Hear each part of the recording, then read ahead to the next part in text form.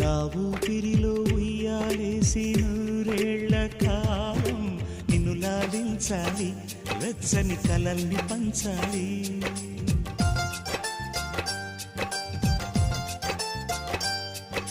నీ స్నేహంలో స్నానం చేసి నా కన్ని దేహం తరించిపోవాలి, తీయని స్వరాలు పాడాలి.